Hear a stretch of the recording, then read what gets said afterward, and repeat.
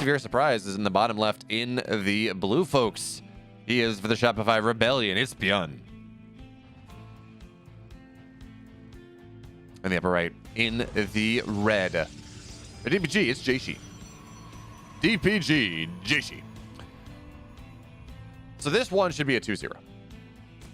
The Rebellion Byun should take Jieshi out 2-0. Byun's TVP is very, very, very good, and Jieshi is not very, very, very good. He's good, sure, but he's not nearly at the level of Byun, for example. Hello there, Foshers. Actually, I listened to a talk today that I thought you might enjoy. It was all about the synthetic biology in terms of making using microbes as sensors,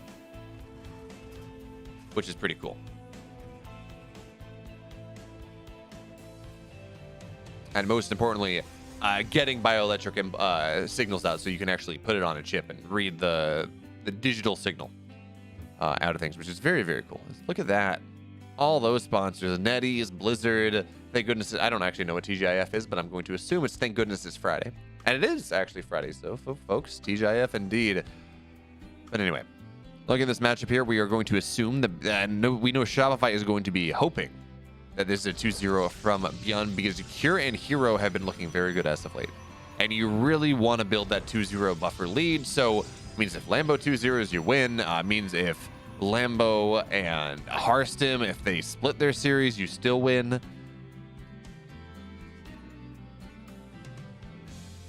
And it means that even if, say, someone gets 0-2, you still got a shot.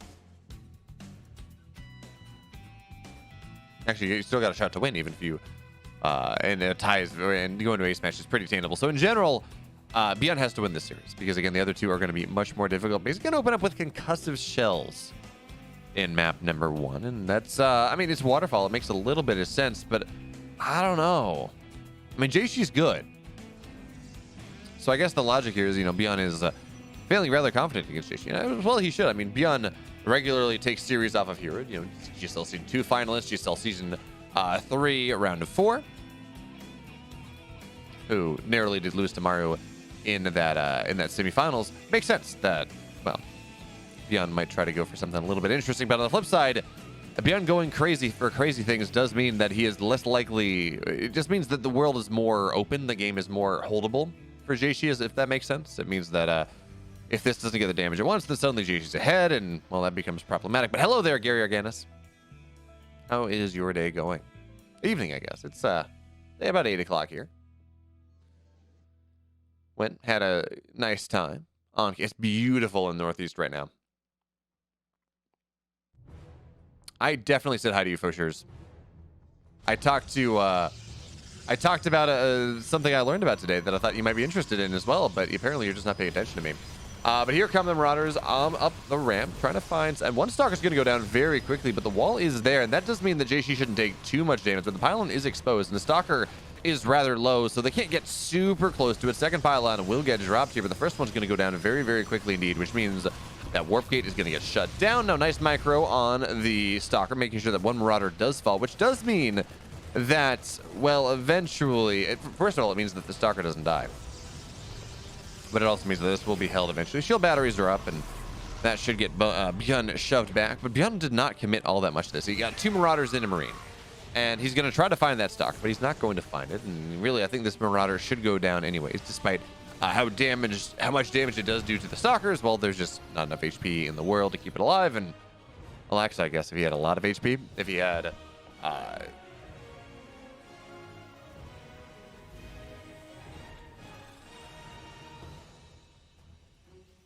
My smart speaker decided to trigger off of what I said, which is no way, shape, or form based on the trigger word. But yeah, for sure, I listened to a talk today by a guy who is using microbes as biosensors. And so the interesting thing there, for the most part, was the fact that they are... It's not just, oh, wow, we drop microbes in a solution and it returns a certain color, but they're putting out different electrical signals. So you can use it, like, you can put it on a chip. To do like a cyborg chip almost. Is the Widowmine drop in the natural? Not going to find all the much. Stalkers blink forward, and their blink is done, but, well, Widowmine is still revealed. So Byun actually saves one of the Widowmines. We'll lose the other one. Only gets 2 probes. So Jieshi, yeah, he lost a Stalker and a Pylon, but that is just about it. He's actually A pretty nice spot into the mid game. Granted, Byun didn't commit super hard. He built 2 Marauders, sent them across the map.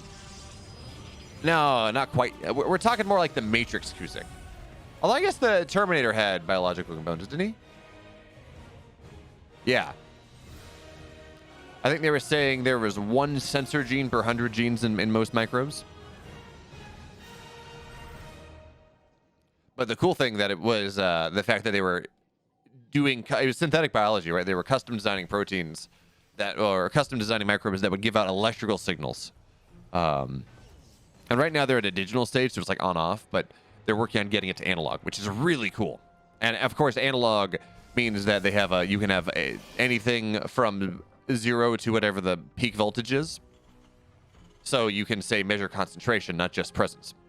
Things like that. But here comes pressure number 2 from Byun. His Marauder pressure didn't get that much done, but he's sitting here up about 15 army supplies, something like that. And it's really only Stalkers here to defend. Byun with a medevac, Stim, and not combat shields just yet, but Stim and concussive shells means these Stalkers do not fight all that well. As Byun stims up on the high ground here. Ship battery overcharges pop, though, so that will force Byun back out for the time being. But here comes more rally from Byun onto the other side, and this Colossus is on the way, but it's not there just yet. What of Mines will burrow up. How many workers go down? The answer is 7.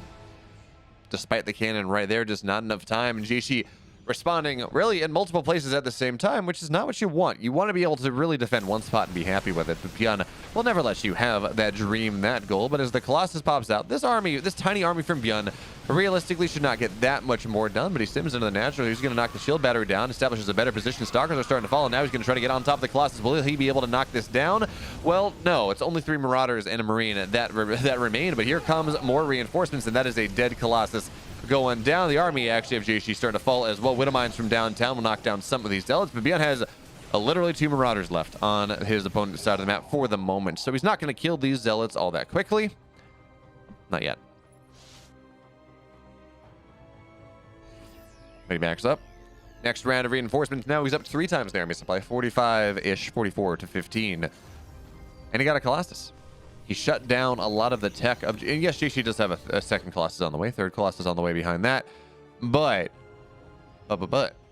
losing that first Colossus when you're trying to defend like this, on top of losing workers and the majority of your ground army too, it makes it very hard for Jieshi to make sure his ult happens. Now the army supply gap is shrunk just a little bit, but Byun's gonna look to stim on top of this. Force field does not really find what it wants, but there are a couple more. Actually, no, there's only 1 force field remaining, I think, and it's just gonna get targeted down now. Byun, because of shield battery overcharge, just runs into the natural. Shield battery can only be 1 spot at any given time. Great Widow Mines as well as the Stalkers playing forward, trying to knock that one down, but there's still more where that came from. So now Byun on top of the Colossus once again. Shield battery overcharge, again his friend, and the Colossus will not fall. Not yet. We're just seeing Byun slowly and slower get ahead. He's finding himself these 20, 30, 40 supply leads, constant army supply leads. He's got his 3rd base. He's got that 2nd E base, so he's going to have 2-2 rather soon, or at least 2-2 started rather soon. Jieshi's doing a decent job holding on. And incredible, and he is still tremendously far behind. Resource loss will bear that out, but he's not dead. And against a player like Byun, that is impressive in and of itself. As Byun now just gets another pile on, drips and drabs here. But Jieshi on hold position understands it doesn't really want to take the fight with all these. Okay, they do have charge now. Doesn't want to take the fight with all these charge lots because there are Widow Mines right there. And the minefield is very scary, to say the least. So Stalker playing forward, and they're not really going to get much of anything. The big thing of note here is Byun has actually committed to Viking play. It feels like more often than not he doesn't like to do that. He just believes in his bio, and he believes in Zerg, and he believes in his ghosts. But, well, sometimes Vikings are the answer. And it seems like it will be the answer for Byun here. But even if Byun goes and builds his Vikings, Byun does not like to build enough of them. We see him on 4. Normally you want about 3 per Colossus. That would be 9 for 3 Colossus, and Byun has like 6, maybe. But he's building more, so he is putting himself in that position eventually where he will be able to just one-tap these Vikings down, go bang, bam, bam, and suddenly, well, Vikings are falling and Colossus are falling, and life becomes difficult for Jieshi. So the Widow Mine runs by, but Jieshi on top of things, actually. And Jieshi is really, again, he's down about 20 army supply. He's down workers too, but for all that being said, he is acquitting himself rather well here in this game number 1 against the second best TVP player, I would argue, in Korea. Maru is probably number one because, you know, he beat Hero in the GSL. And while Byun beats Hero somewhat consistently in ESL Open Cups, looks like this one of mine will go off now. 5 more workers down the drain. Well, you know, Byun and Hero do trade maps pretty consistently in EPT Cups. GSL is a different story, so we're gonna give Maru that title. But anyways, Vikings here on the high ground, and well, they're just knocking these Colossus down. 1, 2, 3 volleys. Now the Disruptor falls, and it's not gonna get a shot off. Vikings land, they shred the rest of the Stalkers, and Jieshi taps out. GG. I think that map went as expected. 1-0 in the favor of the Shopify Rebellion. But now in the bottom left, folks, in the blue, up 1 off just really unrelenting pressure. His name is Byun. In the upper right, in the red, down 1 game, but he held on pretty well after the damage he took early on. His name is Jieshi from Dragon Phoenix Gaming.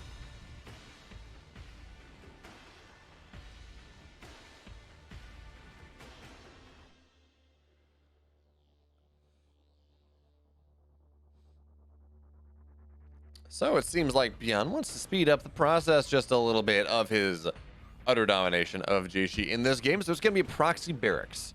It's only 1 SCV here, it looks like. So Proxy Reaper going to be the name of the game as we do see the refinery go down. This means that there's going to be Reaper in the base pretty quickly, but it also does not mean that this is going to be game-ending damage. Comes in from Jieshi. Or it should come in from Byun against Jieshi, right? It's just, you get the Reaper in a little bit early, you force the Zealot out, the Adepts, I mean, you hit it before the Zealot. You find some pressure. Now, Jieshi, for his part, is opening up with the gateway on the high ground. I mean, that's how it normally goes. Sometimes you'll see something weird with the gateway on the low ground. In this matchup, normally that's the other two. Normally that's PvP and PvZ, but anyway, sometimes. For now, though, it's going to be a gate. It's going to be Cyber Expand, excuse me. And, well, that does mean that Jieshi will have his tech soon enough. He will be able to get into that Adept pretty much as soon as the Cyber completes. Oh, that's a dirty bunker position there, Byun. And, yeah. Unfortunate for him. The probe does spawn, but there's only one probe that can really get on this. So Byun's actually trying to force the RNG around the pylon in that spot where there are no probes.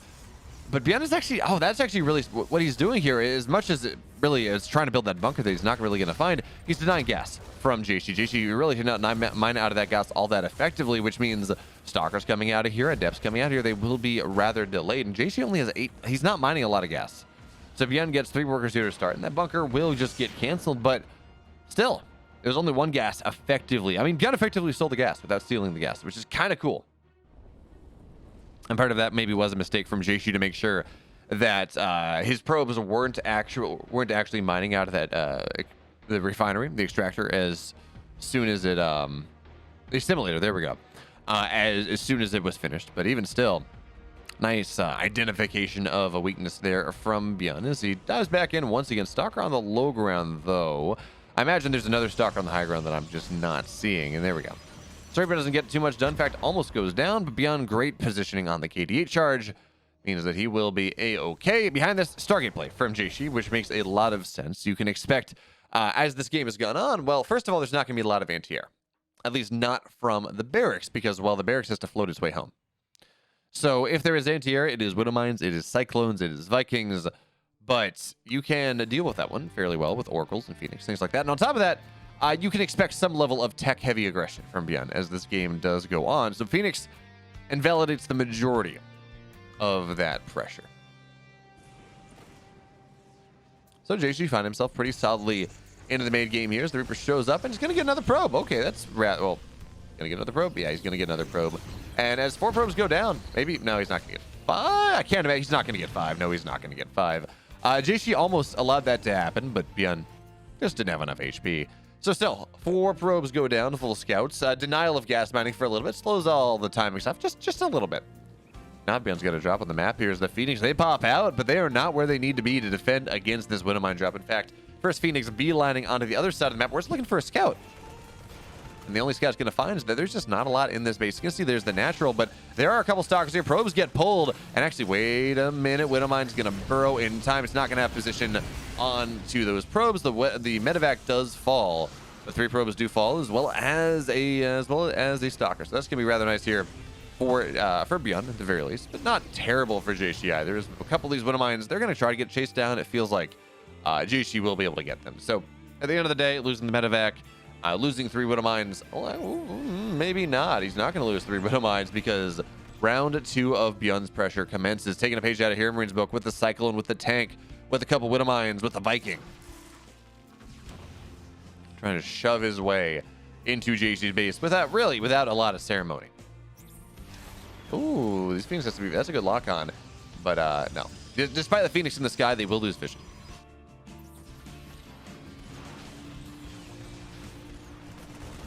Alright, so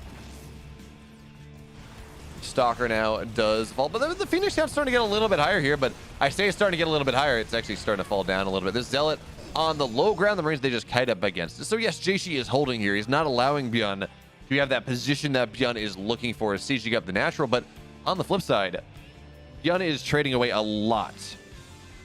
Byun is trading away at a lot of the army that Jieshi has been trying to build. So the Marines are, well, they're showing up.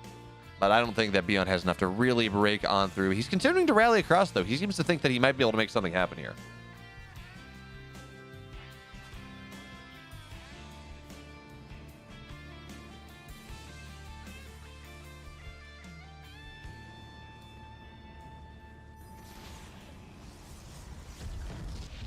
Shopify replied to my tweet with, because we're doing IG and GGG later. Yeah, is there enough G's in this tweet? And they just replied with Girls' Generation, which I guess is a K-pop song that has lots of G's in it. I don't know. It's not a banger that I'm familiar. They say it's a banger. It's not a banger that I'm familiar with.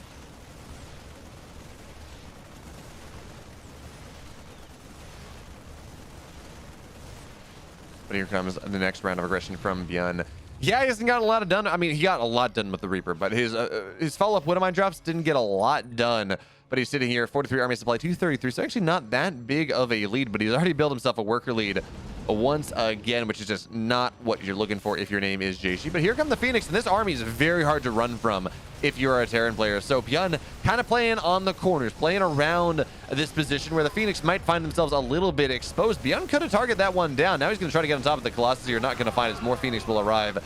Byun is trying to trade out as well as he can with that army, but really the problem is the army of Byun's in the main base. Jieshi has put himself on the map, which means, well, it's 3 Stalkers that are going to try to defend things. We will see pylons go down. We're going to see gas mining go down here. And yes, this army will eventually get knocked down. There really is no running away with Phoenix on the map, but now the probes are pulled defensively here, but that just means, well, that just means that probes are dying. This is not what Jieshi wanted to do. He had Stalkers returning. He had enough Stalkers there to defend with the Phoenix. And going from a position where, like, this is pretty good for Byun to a position where it absolutely is not. Or, sorry, pretty good for Jieshi, but and instead is one that absolutely is not. Phoenix fall, probes fall. Luckily, no Colossus dies.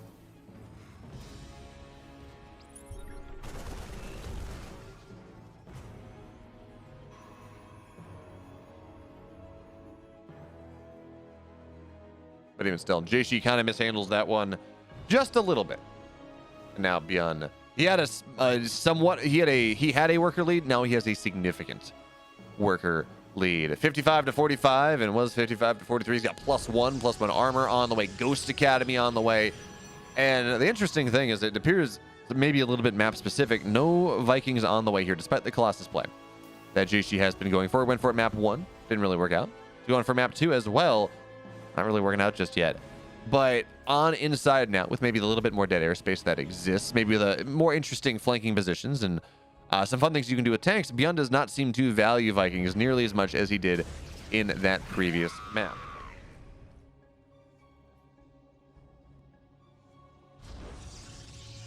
I do want to point this out, by the way. Jieshi, despite losing, I think, 4 or 5 Phoenix, continues to produce them. Normally, when we see a player go Phoenix Colossus, they go Phoenix and they get 5 Colossus, they get 9 Colossus, or they get Colossus and they get 5 Phoenix, they get 9 Phoenix, whatever their number is, and then they just stay there. As that number goes down, they don't really reproduce it, because normally by the time that happens, Ghosts are on the field, and Ghosts are just the final boss, the ultimate enemy against any sort of Phoenix play. They just get EMP, and then they're useless.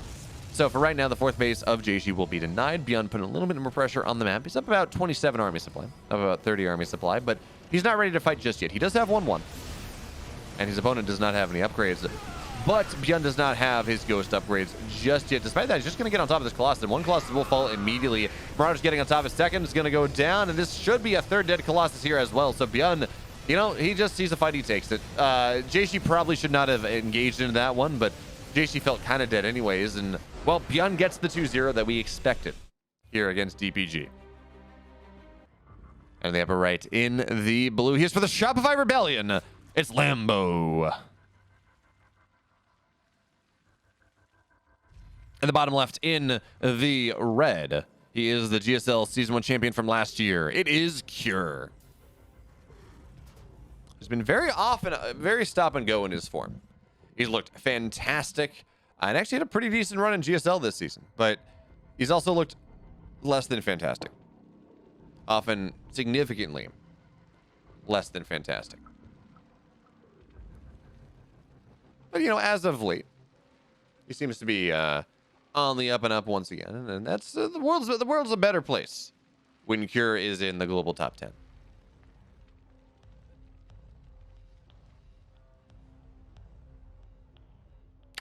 Although disregarding this series, it seems like his last 10 series have not been incredible. He was 1-2'd by Solar in the Africa TV Champions Cup qualifiers. He was 1-2'd by Creator in the winners bracket of that qualifier. After beating Nightmare, of course. He lost 2-0 to Sue, and that's someone else I'm very excited about. Lost 2-0 to Sue on Monday. No, last week. EPT 145. And then he lost a map to Ashbringer. Oh, no. That was a forfeit. Okay. Because it was a 1-0 in an EPT Cup, and 1-0s don't happen. So, you know, he's experiencing a bit of a dip in form as of late. But he's still, you know, he's still the number 10 player in the world. And that's got to count for something. Remember, folks, Zerg is Zemba, but 5 of the top 10 players in the world are Terrans. Can't explain that.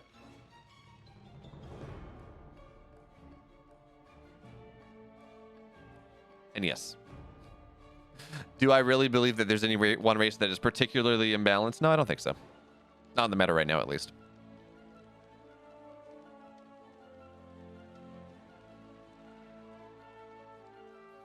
But we need to say controversial things, because then it gets clipped to Reddit, and then that's how we drive engagement. That's how we get people to follow the channel. This is how this works. But this was a pull first from Lambo here in game number 1. So he actually is going to get some pressure onto the... what's the timing on... Yeah, okay. 29 hatch. He is going to get some pressure onto the natural of Cure, but it's done. It's Tropical Sacrifice. It's a big map. It's not going to really result in all that much, outside of maybe a brief annoyance and 120, 118, 112 damage on the command center. It's fine. So Lambo opens up defensively with that 15 hatch, or 15 pool, 16 pool, something like that. Doesn't really get a lot done. Certainly doesn't get any SCVs. And now Cure's just going into Hellion play behind this, as expected. I don't think anyone would be surprised to see a bunch of Hellions popping out from the DPG Terran, excuse me.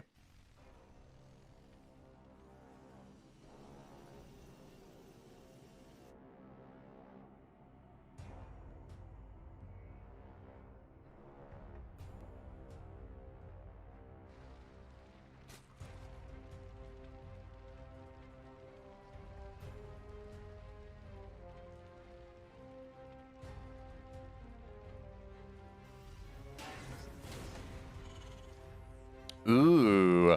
So, this is actually something that Byun has been doing with pretty significant, we're looking at Cure here, but this is something Byun has been doing with pretty specific effect, where it's just a concussive shell Marauder timing. Concussive shell Hellbat timing, excuse me. But, hey, you know what? It's interesting. Sometimes it catches Zergs off guard, but realistically, if you're playing 9 queen style, which honestly most of the European Zergs are right now, you just have enough queens that this doesn't ever...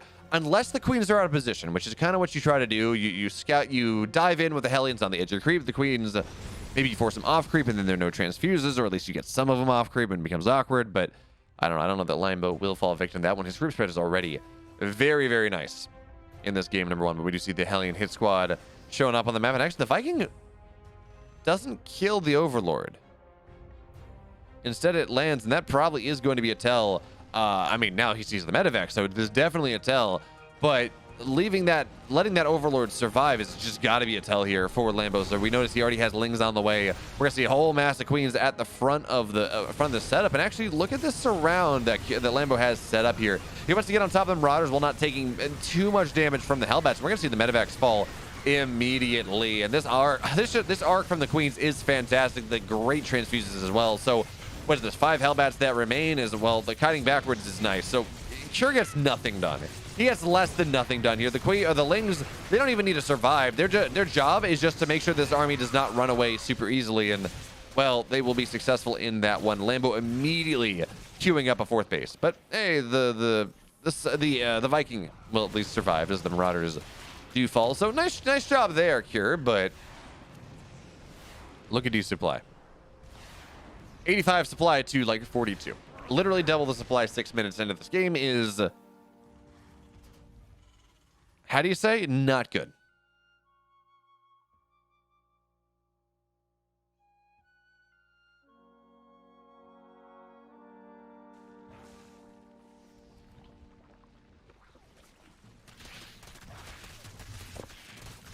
No, again, Lambo is in a fantastic position here in this game. Number one, he doesn't have as quick upgrades as Cure does, but that's fine. He has a quick lair. He's got his 4th base on the way. He's droning up like a madman because he understands that there is absolutely nothing that Cure can do to pressure him at this point. What's he gonna do? Build more Hellions? The Queens didn't die. Not a single Queen died. 46 Lings is nothing. Not a single Queen died over that engagement, which means they all have plentiful energy now. Lambo's got his 5th base on the way. It's less than 7 minutes into this game. Cure is only just now taking 3rd, but again, because Lambo held that so easily, he held that so cleanly, all that Cure's really getting out of this is a couple Overlords on the map, which he would have gotten without getting those Marauders and those Hellions and the armory and everything else. Well, again, the first true pressure from Cure is on the way now, and I'm not even sure we can call it that because I didn't see any medevacs with that push. Stim is done. 1-1 and combat shields are not. So yeah, it's a fake push. Shramby trying to catch some Overlords, something like that. Lambo, he needs to start to build an army now, but he's already on 80 workers. He has everything a nice German Zerg player could possibly want. But okay.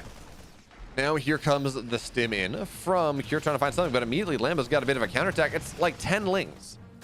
But he gets 3 SCVs. We'll deny a supply depot briefly. And actually, could have gotten 4 SCVs and maybe able to get one anyways. But now the Queen's starting to fire just a little bit. Looks like 1, 2, 3 of them will fall. 1-1 not yet done for Lambo, but really not done for Cure that much either. And as much as I was talking about, well, supply gaps, or at least upgrade gaps, it's actually not going to be all that significant between Lambo and Cure in this game. So, well, Lambo, he's buying time. He's got those rocks down. That really powerful pushing position is just less so. He finds himself up 50 supply, significantly in army supply as well. Bailey's to come crashing into the 3rd base. They will find that there's actually not enough stuff for them to kill. Only 10 SCVs at that 3rd base. And, well, at this point, Cure just needs to get insane damage done. Lambo will waste those 3 extra Banelings. He will lose a lot of Queens, but now he's ready. 1-1 is done. Banelings come crashing in, but actually the tank is in a great position here. So the Banelings really struggling to connect, but folks, I don't know how much it matters. And actually, it doesn't matter at all. Cure's going to get wiped off the face of the earth. He's below 100 supply, and this game has just been a disaster for Cure in game number 1. He's tried very hard. He's tried a couple different tactics, but none of them really have worked. Bio tries to get on top of the Queen, maybe get on top of the E-Bays, but that is also not, or Evo Chambers, but that is just not going to happen. Hydras now, they really have not died. Lambo, again, 60, 70 supply up, getting ready to move into Hive as well with his 2-2. Really firing on all cylinders. He's going to have Hive done by the time he can start 3-3. And that is just a marker of tremendous Zerg success. When you're able to get the Hive that quickly against a Terran player who's not just meching or something, but is actually trying to push hard. Well, you may have heard of bad news bears. This is good news bears. So, the tank position on the high ground is nice. Hey there, back into Proto. And the Hydras are really out of position. In fact, these Hydras don't look like they have speed. I think they only have range, but there we go. Surround from the top side that I did not see, and, well, neither did Cure. And so that tank gets knocked down. The 5th base of Lambo, wholly uncontested at this point. We have our Hive started 2-2 halfway done. More Banelings on the way. And Lambo, he's not maxed out yet. There's that. But the stem into the mineral line is really the, well, you say it's the thing that Cura is looking for, but it's not what he's looking for whatsoever. I mean, it's what he wanted, but he's not going to find it. Bigling run by, but they're just going to get top of the Marines, and as they find out that maybe they can't kill those. Okay. They will have to run out. A couple Lings fall, but again, I don't think Lambo's all that worried. He sees that there's a 4th base on the way. He's not aware of the 2nd factory, of course, but he saw that there is a 4th base on the way. He's already got 5. He can get a 6th base if he wants. There's so little pressure that Cure can effectively put on when he finds himself down almost 40 army supply against Hydraling Bane. Against an army that is incredibly cost effective, but not supply effective. Or that is, sorry, super supply effective, not exactly cost effective. There we go. So if you're down 30 army supply against Hydraling Bane, you know you're in a bad spot. There we go. 6th base on the way for Lambo. Be a decent drop on the bottom side, but, well, he was going to try to target this down, but he's just really not enough there. But also not enough Hydras to kill the medevac. So that's going to be fun. Well, the Hive is done. 3-3. We'll be able to get started here. Or, I guess, 1-3. There we go. +3 care, +1 ranged attack on the way as Lambo just continues to grow. And we got to point this out. Cure forgot his armor upgrades. He's got 2-1. He's down an upgrade against the Zerg, who is, well, actually equal on army supply now, give or take, because Lambo's on 94 drones. He's just playing mass eco style at this point.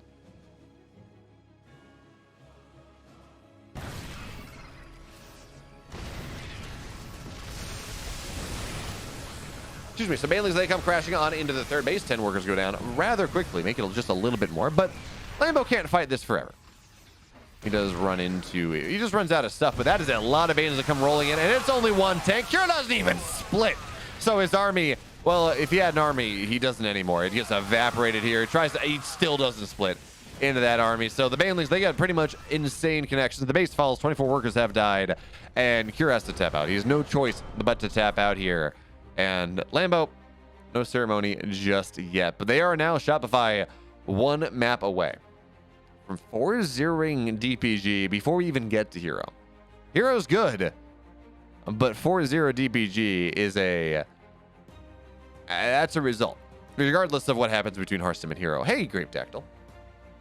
And the bottom left, folks, he's up 1-0. It's Lambo.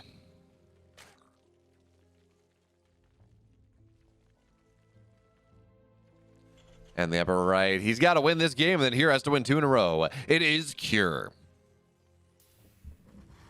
Yes, backing up Proto. Cure is B. Byun was also B. Although, let's be real, if we're going over that one, Byun should be B.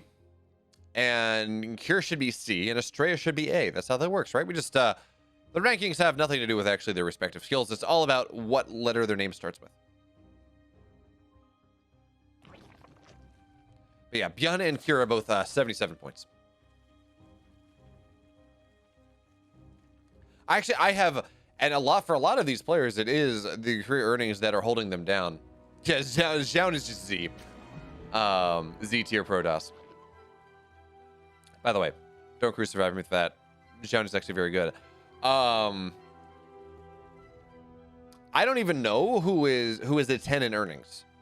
Because Maru, who has won over $1 million in prize money, especially after the most recent GSL, he's only a 9. And I know those numbers go to 10.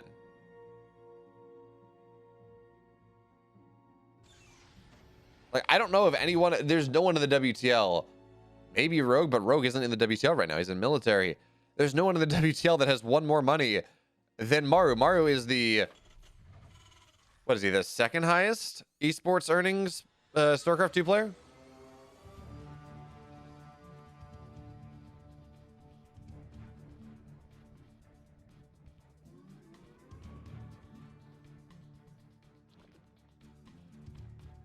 You know, StarCraft 2 is still 8th all time in terms of total prize money, apparently. Yeah, number 2 earning all time. He's about,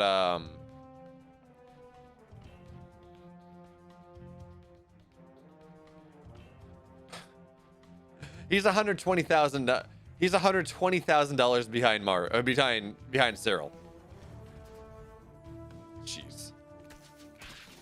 Mar has $1,069,000 of prize money earnings, and Cyril's $1,182,000 dollars in some sense.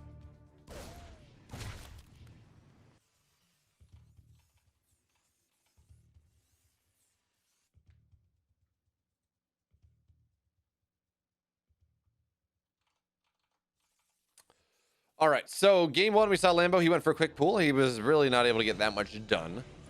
But, well, the big deal, of course, was the fact that he held back Marauder timing extremely easily and really did not allow much to happen. Reaper tries to find its way into the natural, gives it all the runabout, and, well, with Queens, they're not going to be able to knock it down. They're just not fast enough, and no Ling is sitting below the gap, so, well, the Reaper Cure gets out. That's fine. It's a big scout. Really, the big deal there is we saw him dive behind the mineral line. He wanted to make sure this wasn't Roach pressure. He wanted to make sure that there was not a Roach Warren going down, and Lambo was not proceeding to all in his face on one of the smaller maps in the pool. But, well, Lambo's not about that. And honestly, while I've started to see some Zergs talk about how Roach compositions are actually really good right now because the Terran meta is very Widowmine focused. So if you just preempt that by going Roach Ravager and try to shove a Terran's face in, Widowmines do not do much there. That you either want tanks or cyclones or no live notification, Aloris. I'm sorry. But yes, we are no delay gang here, and we're a WTL broadcast. Sorry if you're watching on YouTube and not quite as serious of a cast, but it's fine. I will talk to you as well. I will entertain all your ridiculous notions. If you also watch live on Friday, Saturday, or Sundays, well, Hellions dive in, but nice cancel there. Nice spore block from Lambo. Make sure it doesn't even lose that single drone. Lambo. Have I been getting adequate hugs this week? Absolutely. You may have noticed I didn't do EPTNA on Monday. That was because Claire was in town. So she flew in late, not super late, but 4 o'clock on Sunday afternoon, and then flew out stupid early. Her flight was at 5:40 out of Boston. Which meant she had to be at the airport at like 4:30.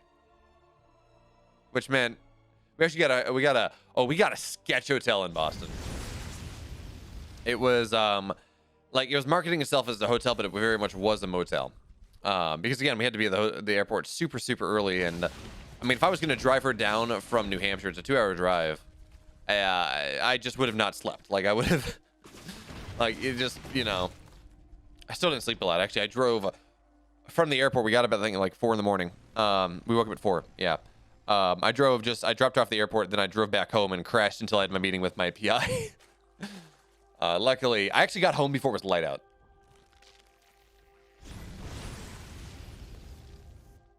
Yeah, no, her flight was 5:40. But anyway, where was I? I was yeah, she was. Oh no, yeah, the hotel was like super sketch. So the Banshees get a little bit of damage. So it clearly had been a motel at one point. They were marketing it as a hotel now because they took like the exposed gantries and they closed them in a little bit. That was about it. So we got I have friends in Boston, so we had dinner with them, and we got to the hotel like 11:30ish. So of course, you know, everyone's sleep deprived here, and we're woken up pretty much every hour on the hour from midnight until 4 a.m. when we wake up for real, because someone is on the floor. We're on the second floor. Someone is banging, like bang, bang, bang, bang, bang, bang, bang on one of the doors on the floor below us. The door had no deadbolt or whatever you want to call the interior lock that you slide over.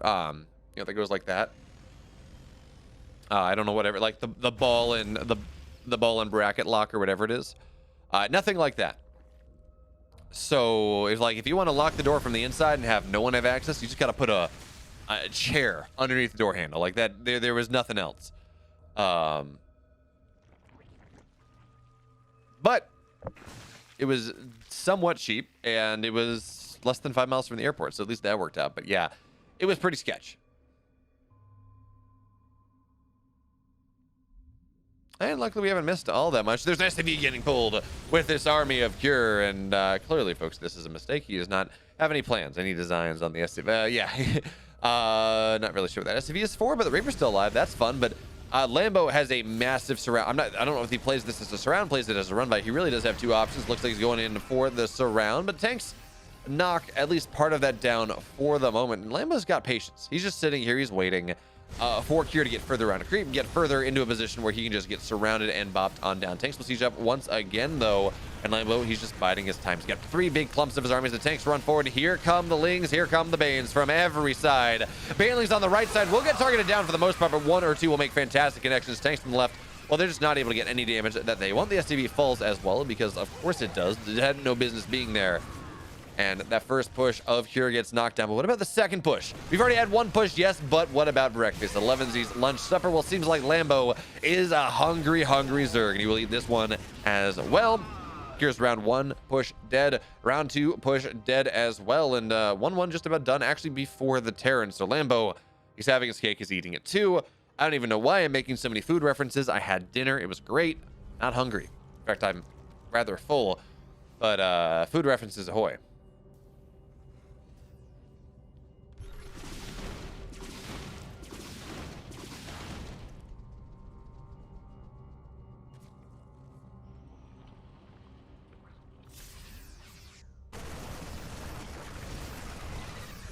Oh, yeah, I don't have one of those LROs. I actually was not aware that those existed.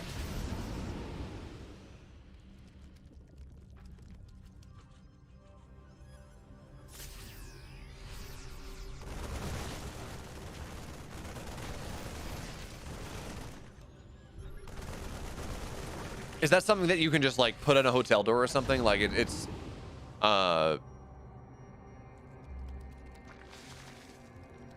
like something you can just travel with?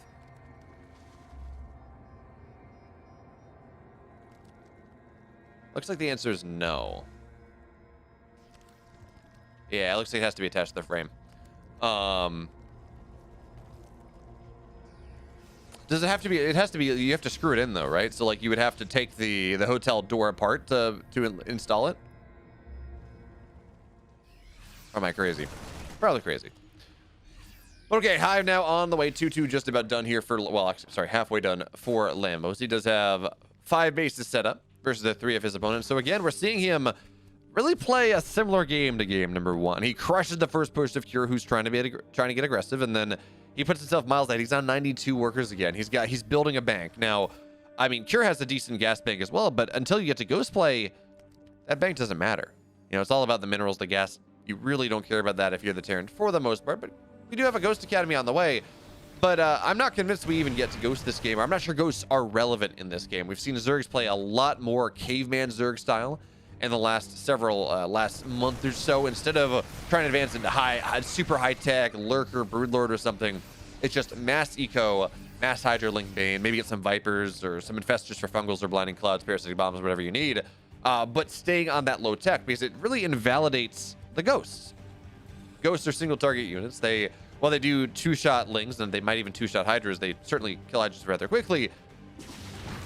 Lings and Mains can get on top of their snipes rather easily indeed, and they're just not mobile. They're not as fast as Stimmed Bio. They're not really they're not the answer against this type of composition. So we have seen those be much more effective as of late. So actually, I don't even know that I like getting ready for Ghosts. If Cure ever needs them, I do appreciate that, but I don't know that I like the actual integration of Ghosts into this army. Not yet. I think if we do see Lambo go for Lurkers, something like that.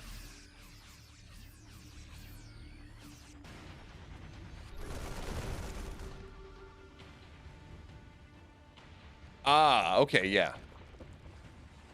When I Googled that wasn't what I found. So it's like a shim almost.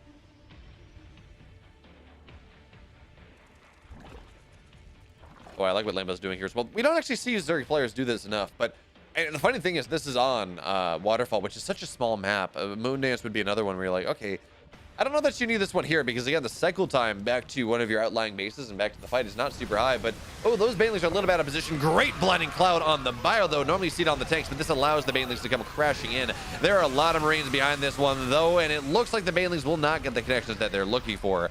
Lambo, he's able to take the first fight, and he actually knocks down a lot of the just structures on the outlying edge of the base, but only 12 workers do go down, and Lambo doesn't really have to take the fight he wants. He's remaxing on 104 Lings right now. 2 more Vipers, because he lost the 2 that he had. And Cure, in all fairness, Cure lost a lot of his tech. He lost a lot of the tanks, and in fact, he's building 3 tanks at a time right now, and it really is just a lot of Marines, but that was not the most cost-effective trade for Lambo.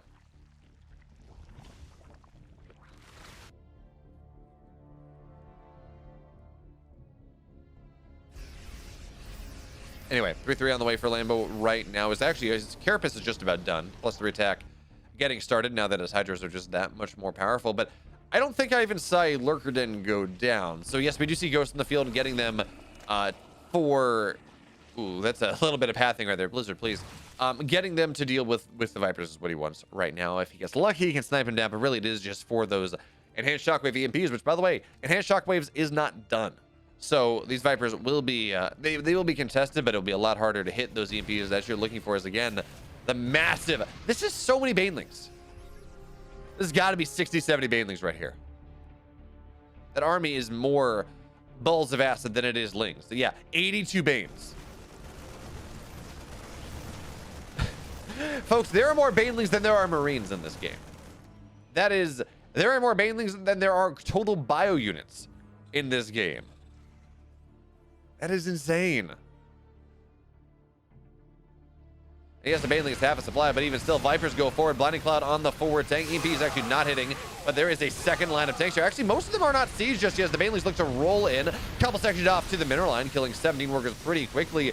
But the Lings, actually, they're taking a while to get on top of these tanks and knock them down. So the Banelings, they do clear Cure back. 21 workers will fall, but the Bio does a great job of kiting backwards, and this is off creep, so you're not really going to get that much done. Banshees, though, still pretty effective. I think, okay, Banelings, they get a couple Marines. That's not really what Lambo wanted, but I think he got the prospective 5th base as well. And that does validate things just a little bit more, and he's got a bank. Sitting here, 3,300 minerals, 1,300 gas. Meanwhile, here is not mining all that much. He's on 48 workers. He's only pulling in about 1,000, 1,300 minerals a minute. He is not able to remax as quickly as he would like, but hold that thought because 6 mules just got dropped.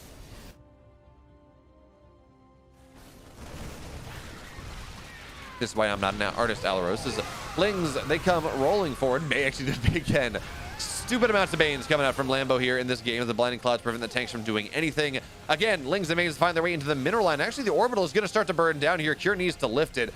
But those mules, that influx of money is going to go down pretty quickly. And actually, no, the orbital just falls even despite, well, I was going to say despite the lift, but actually, Cure didn't lift that one whatsoever. So now it is a 3-base Terran. He's got a couple extra orbitals, a couple extra command centers, but they're not mining. Not really. So Cure, again, struggling to max out here. And Lambo 2-0ing, I had Byun 2-0ing Jieshi. That one was not a surprise. I did not have Lambo 2-0ing here, but that is what we're looking, starting to look like. 52 Banelings on the field, 66 Banelings on the field versus 36 Marines. When you have 2 Banelings per Marine, and yes, there are more Marauders in the composition now, sure. This number of Banelings doesn't care. And with only 3 tanks on the field as well, there's not a lot of splash damage that deals with this. Maybe a nuke, but honestly, I feel like nuke is almost a waste of money from here. He just does not have the mineral count for it. As the 5th base will be attempted once again, that nuke is just not in position. Maybe. No. Lamb is just, he's on the right side of history, or at least the right side of this map. Waterfall, well, I was gonna say the waterfall falls, but no, the orbital falls down the waterfall once again. Lambo, it's rare that you see Banelings blow up orbitals. Command center's different story, but where you see them blow up orbital or planetary, sure, but orbital is different story as the Vipers run forward. EMPs are going to be a little bit nicer this time, but again, it's not a lot of tanks. Only 5 tanks on the map right now, but actually great concave here from Kieran. Wipes down a lot, and I mean a lot of the Banelings. Only 13 remain on the map, so it seems like Lambo will have to give up the rich gas base. Sorry, this rich gas base, because he does have the other one on the north side actively taking bases away from here at this point. Is 207 Banelings have fallen.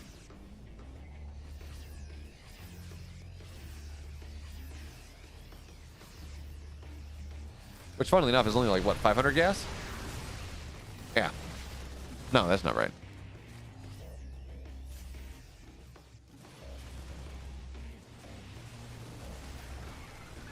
5,000 gas. There we go. Okay, that makes more sense. A lot of gas. Lings Banes, they come rolling forward on both sides. Viper is following just a little bit. There we go. That's a great blinding cloud on the exposed tanks right there. Ghosts, well, there's nowhere for them to run. And I don't even think they have personal cloaking. Kira's not been able to afford it. He's below 100 supply. And folks, DPG, the kings of last season. Yes, they have lost Rogue. And yes, they have lost Zest. But still, one would expect them to do very well indeed. They are about to get 4-0'd by the Shopify Rebellion. They can claw back a map score just a little bit. But Shopify, that got beaten down pretty hard by Alpha X last week, they have just 4-0 DPG.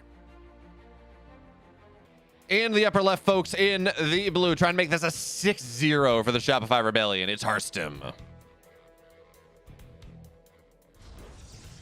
In the upper right, in the red, the ace of DPG, it is Hero. How's it going, Wardle? Hope you're having an excellent evening. Actually, talk about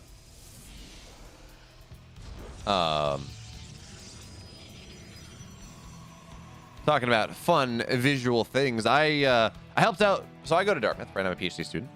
Building robots is a fun time. Getting my PhD in space robot stuff.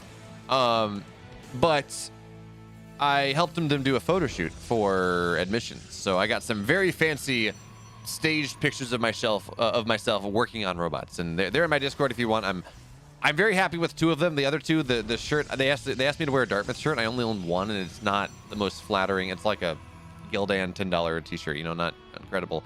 So I look very chunky because of the shadow and because the shirt doesn't fit all that well. But they have two pictures of me leaning over a robot, and I do like those.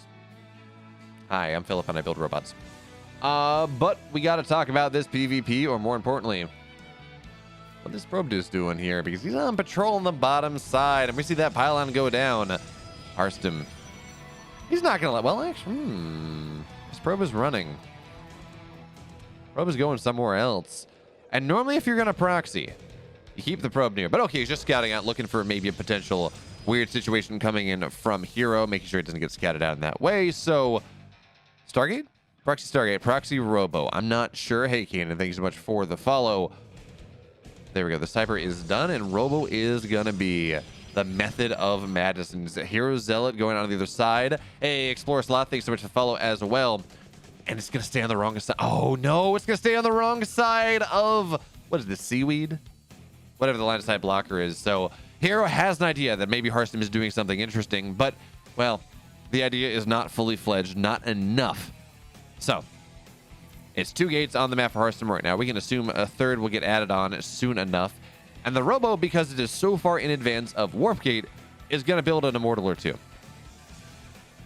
before it builds that Warp Prism and the aggression starts in earnest. So Zealot tries to find its way on the high ground, but it's really not going to see too much. It's going to see the lack of a pylon, maybe, but really not even that, because that pylon can be in other interesting spots. So for right now, the only thing that Hero knows is that, actually, he doesn't even know that this is one base, because Hero has gone and taken the pocket base here. So Hero has no idea what is happening. He's, oh, this is unfortunate. He's opening Twilight against this build. Dark Shrine DT play is not actually going to be a thing, right? You have a Robo on the map. You can chrono out observers fairly quickly. That hold's not possible. Blink will not be done in time. Charge is not done in time, and honestly not super relevant for this pressure anyways. And there we go. Immortal is popping out. Warp Prism on the way behind this, and then, well, we're gonna have to see what Harstem actually builds out of there. There's a way you can play this where you start just pumping out Immortals pretty consistently. There are some where you start building observers because you need to see where your opponent's army is, but there's really only one way into the main base. Right now, there's only one salient point to attack into.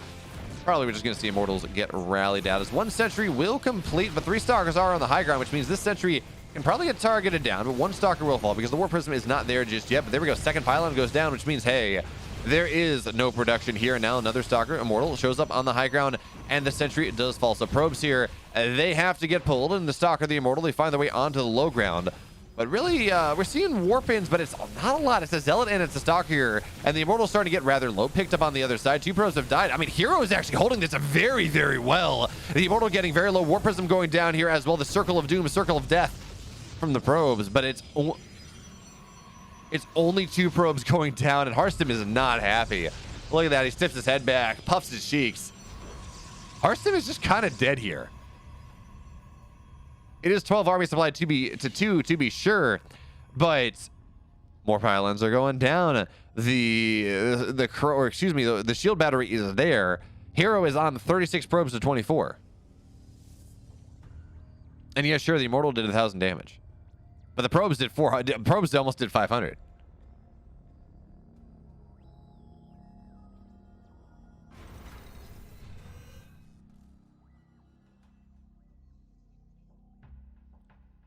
But I guess the real question, Goth Hero Games, is how do you feel about the Netflix Wednesday Addams show that's coming out? Maybe it's a movie? Not sure. I haven't even seen the trailer. I've just seen the concept. I've seen the trailer on like YouTube suggestions.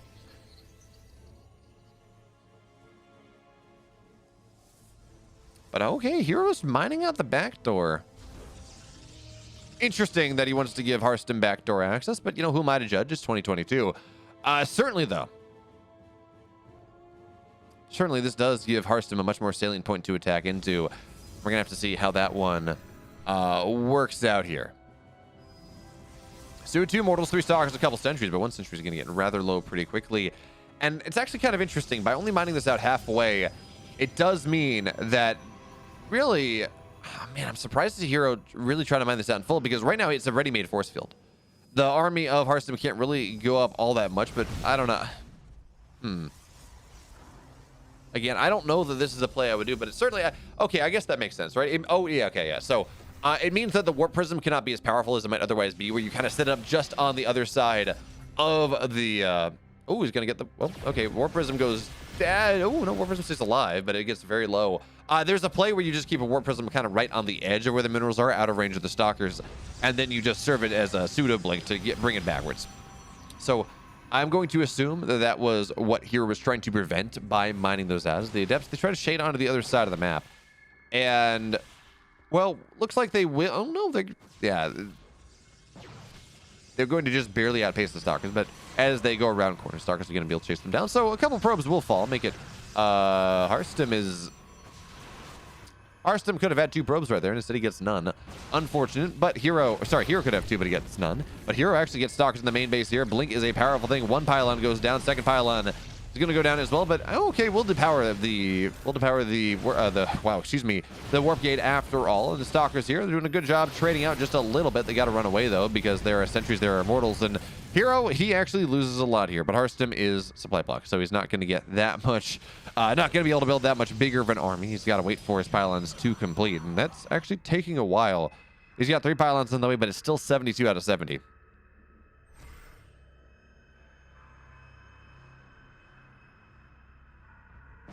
Okay, here comes Hero onto the other side of the map, and this does feel like the killing move at this point. It's only up 8 army supply, but again, Hero's up 6 workers.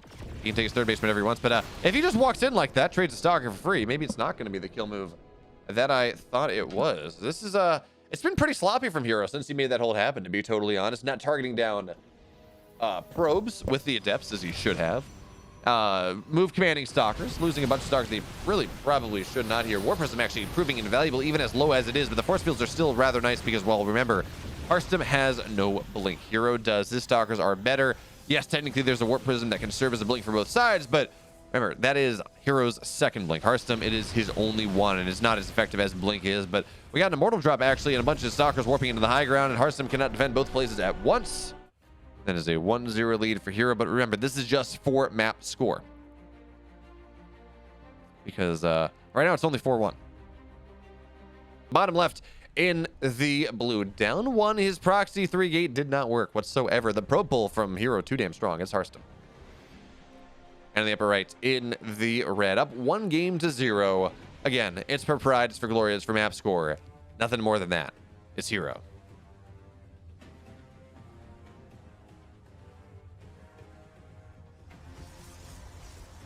Hero going again for the 1 gate. Yeah, technically that was a 1 gate expand on the previous map as well. It was a weird way to do it because, of course, he took the pocket base. But still, it's a 1 gate expand. And Harstem, we can assume... Well, actually, I'm not totally... So Harstem has been going for this, like, 2 gate high ground expand idea. while still getting his nexus up pretty much around the same time as the 1 gate expand player, because he just cuts his units. He gets the gateways, but he cuts the units.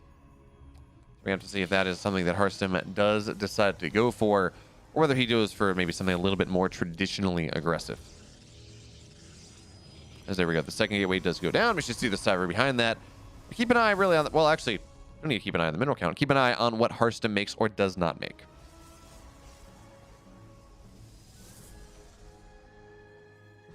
There we go. There's the cyber cores. Well, both players are going to get a full scout. We see our first couple pylons are really where you would expect. In the main base, in the natural from Hero, and the main base from Harstem for the most part. So really nothing out of the ordinary just yet from both players. But we saw Harstem try to get aggressive. Game 1 didn't work. And that was despite actually Hero almost scouting where the proxy rebel was and still not finding it. But again, that pro pull was absolutely fantastic. So both gateways are done. We're not seeing any zealots out of it just yet, which, by the way, that's fine. That's expected. But there's 1 stalker on the way.